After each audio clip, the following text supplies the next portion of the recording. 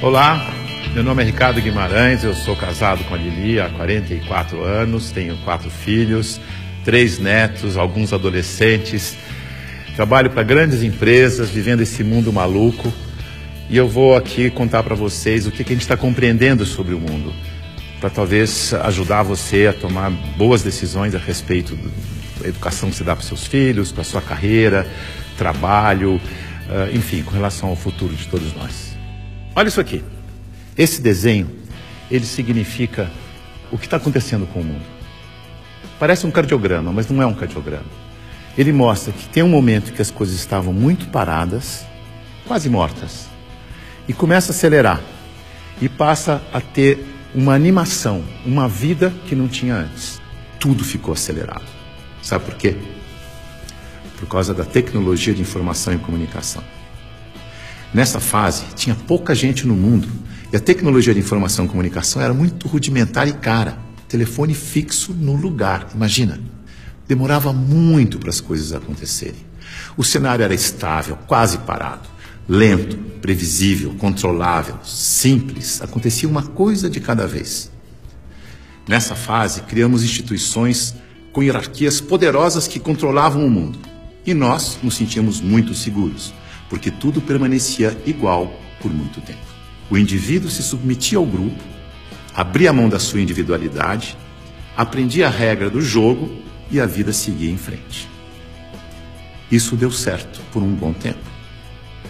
Aí, com mais gente no mundo e com uma tecnologia de informação e comunicação mais poderosa e mais barata, todo mundo tomando decisão o tempo todo, numa velocidade absurda, o mundo começou a ficar instável, dinâmico, rápido, imprevisível, transparente, fora de controle, complexo. E nessa dinâmica toda, além da instituição, surge um novo personagem muito poderoso. O indivíduo conectado em rede, que acessa tudo e a todos o tempo todo. Mobiliza pessoas, trabalha, produz conhecimento sem precisar das estruturas e da permissão das instituições. Aquelas instituições hierárquicas e controladoras estão tendo que aprender a lidar com esse novo cenário, com esse novo indivíduo mais conectado, mais livre, mais móvel, mais bem informado e crítico. O mundo mudou tanto que pessoas de muito sucesso naquele cenário estão tendo muita dificuldade para manter seus negócios e empregos nos dias de hoje.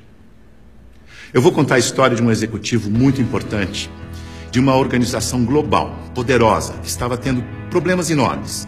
Prejuízo, perdendo o mercado em todos os países em que tinha operação. Tinha brigas políticas internas entre departamentos, entre regiões, escândalos públicos, corrupção no financeiro e tudo acontecendo ao mesmo tempo com toda essa transparência ao vivo e a cores do tempo real. Esse grande executivo viu aquele cenário e disse: eu não dou conta dessa complexidade, dessa velocidade, dessa transparência toda. Eu me demito. Aqui está ele. É o nosso querido Bento. O Bento foi sucedido por um outro executivo, que parece que foi feito sob encomenda para lidar com essa época de tanta inovação, onde o indivíduo tem que ser mais autônomo, mais senhor de si, não se submeter à instituição, mas, pelo contrário, liderar a instituição. Chico aceitou o desafio.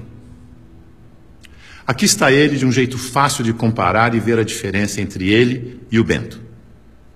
Veja que o Bento está arcado, submetendo ao protocolo e às regras da instituição. O Chico está mais senhor de si. Para ele ajudar a igreja, ele tinha que mudar a igreja. Para mudar a igreja, ele tinha que criticar e propor novas maneiras de fazer as coisas. Porque do jeito que deu certo no passado, não era o jeito que ia dar certo no novo cenário. E ele começou a criticar e a mudar tudo usando o discernimento, o bom senso e os seus valores, que são os mesmos da instituição. A cadeira, por exemplo. Ele pediu uma cadeira mais simples, mais leve, mais prática, que ele mesmo pudesse carregar. A roupa. Uma roupa que fosse fácil de vestir, leve, simples e confortável. O discurso. Ele não queria que alguém escrevesse o discurso para ele. Ele mesmo ia fazer o discurso com as palavras dele.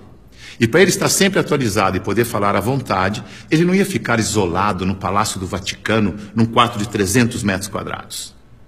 Escolheu morar no Palácio Santa Marta, num quarto de 30 metros quadrados, junto com os outros 400 padres e bispos que viajavam pelo mundo, e ele ia almoçar com esses padres e bispos para poder conversar, trocar ideias e saber o que estava acontecendo no mundo. Mandou tirar o vidro do Papa Móvel para poder falar com o povo. Mudou a política de investimentos do Vaticano para ficar de acordo com as crenças da Igreja. Isto é, investir em empresas que prezam os valores cristãos, porque se a política de investimento não estiver de acordo com as crenças da Igreja, como é que ele ia ter credibilidade quando ele fosse vender a fé da sua Igreja? Veja que ele está colocando em prática o seu discernimento para mudar tudo na instituição, da cadeira aos investimentos. Ele busca simplicidade, praticidade, economia, agilidade, leveza e consistência. O Chico é um bom exemplo de sucesso neste novo cenário.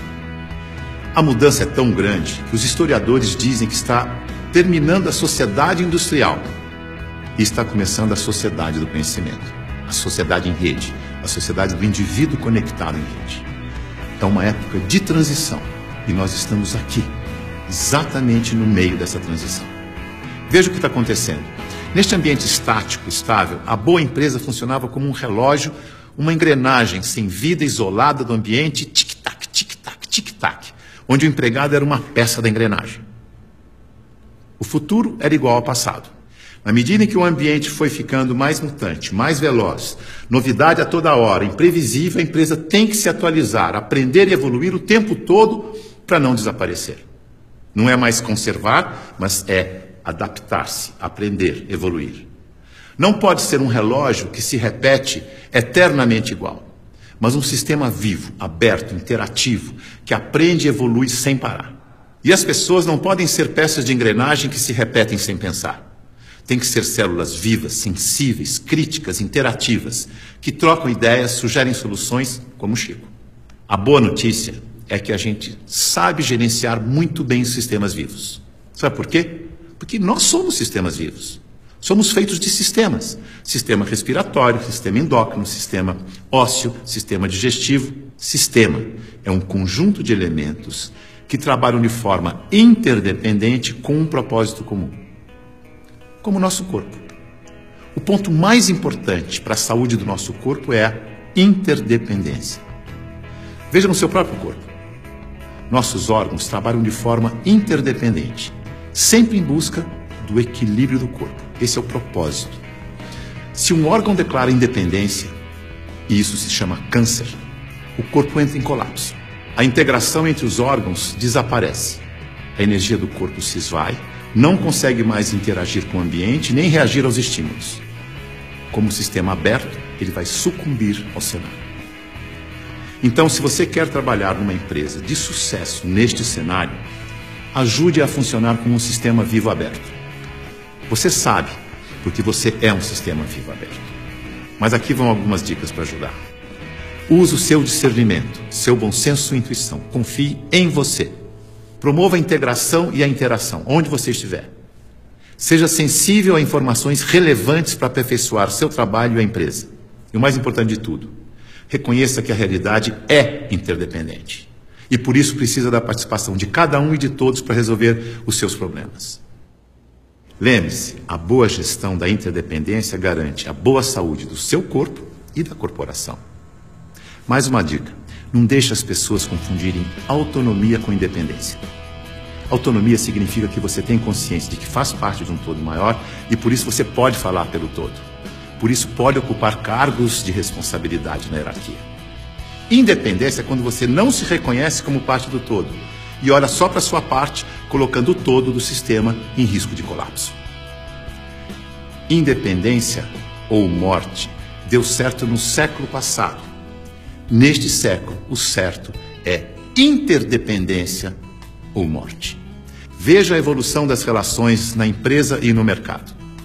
No começo, a hierarquia era absoluta. Poucos mandavam e todos obedeciam como crianças obedientes. Não tinha concorrente, mas precisava de canal para vender. Depois, a empresa cresce, a hierarquia permanece, mas as áreas passam a ter seus chefes. As crianças ficaram jovens e, como jovens, andam em tribos. Nós versus eles. As áreas competem o tempo todo porque precisam se afirmar como jovens. Essa é a fase da independência ou morte. No mercado, o concorrente aparece e obriga a empresa a olhar para o consumidor.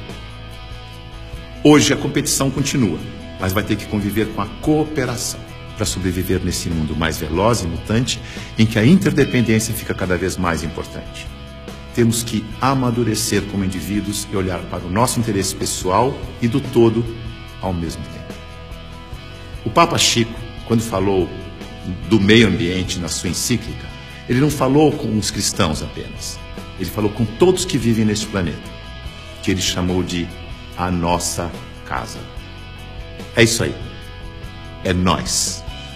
Junto e misturado. Essa é a real. Esse é o futuro com as pessoas mais valorizadas, mais bem informadas e fazendo melhores escolhas para suas vidas. Boa sorte.